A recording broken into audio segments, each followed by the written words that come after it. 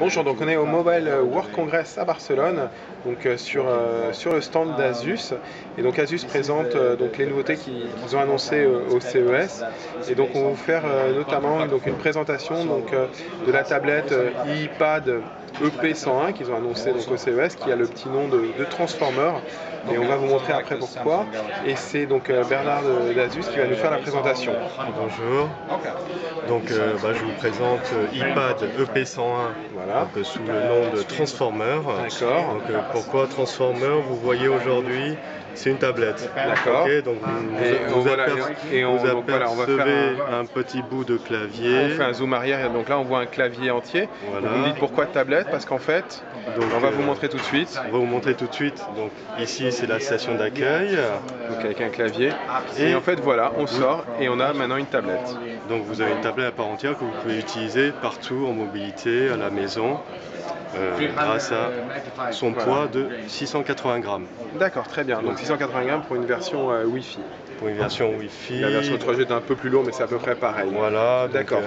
Donc voilà, on va donner les caractéristiques. Donc cette tablette, elle a un écran de quelle taille? Donc c'est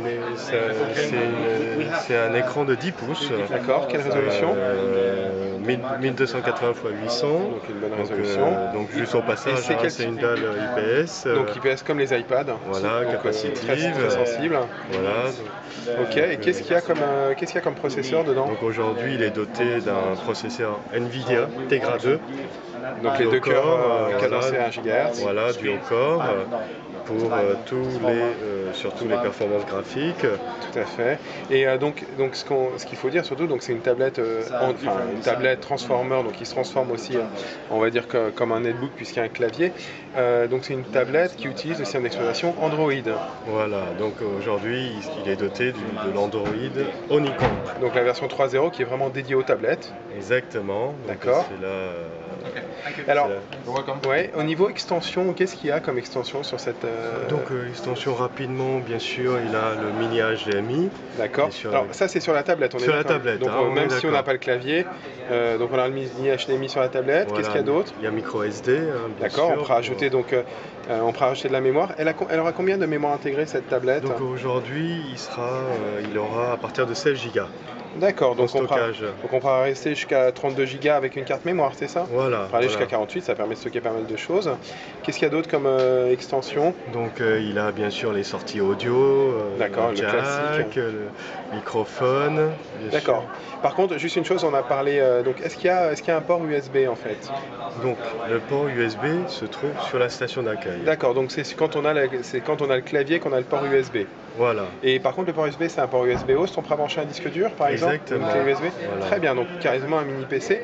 Et au niveau de l'autonomie, ça se passe comment? Donc aujourd'hui, grâce à la station d'accueil, vous allez avoir 16 heures. D'accord. Jusqu'à 16 heures d'autonomie. Et la tablette toute seule, c'est combien? C'est 8 heures. Donc 8 heures en mode tablette, et avec ça, quand on a ça en double, on passe à 16 heures. Et une batterie dedans, d'accord. Donc comme vous pouvez le voir, grâce à ce système de transformer, il ne vous change pas vos habitudes. D'accord. C'est un ordinateur portable. Oui, parce qu'on peut le fermer comme on ferme un netbook. On peut le sortir, voilà, on va pas le fermer parce que c'est un prototype, mais d'accord, très bien. Donc on a à la fois comme un PC portable ou un netbook et une tablette. Et donc ce qui est pas mal, c'est qu'on a dit il y a une batterie, on peut charger, on peut mettre un port USB, donc mettre un disque dur. Je pense qu'on a fait à peu près le tour, donc on a dit que c'était Wi-Fi, il y aura un modèle aussi éventuellement 3G, c'est ça en option? Exactement, il aura une version en 3G.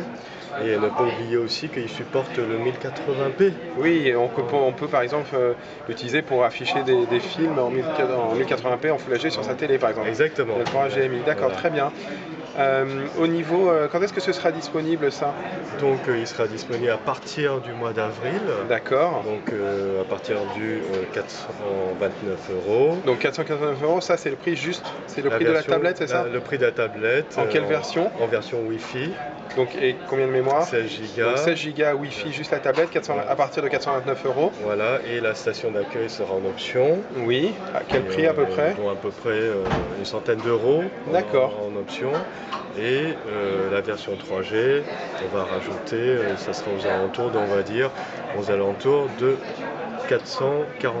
549 euros, pardon. Donc c'est à peu près 100, à peu près 100 120, euros. à peu près 100 euros, donc plutôt 529. Voilà. C'est 429, 529 et sans la station d'accueil. 100 euros en plus pour la station d'accueil qui fait en même temps le clavier. Bah, très bien. Alors par contre, on ne va pas vous montrer l'interface parce que c'est un proto, donc il a quelques petits soucis. Mais sachez que ça fonctionne sous Honeycomb, Android 3.0. Donc pas besoin d'attendre une mise à jour. Et donc ça sortira en avril. Voilà, merci beaucoup Bernard pour cette présentation. Et donc si vous voulez avoir plus d'informations sur ce iPad EP101 Transformer, je vous invite à nous retrouver sur GPS&Co, www.gpsndco.com.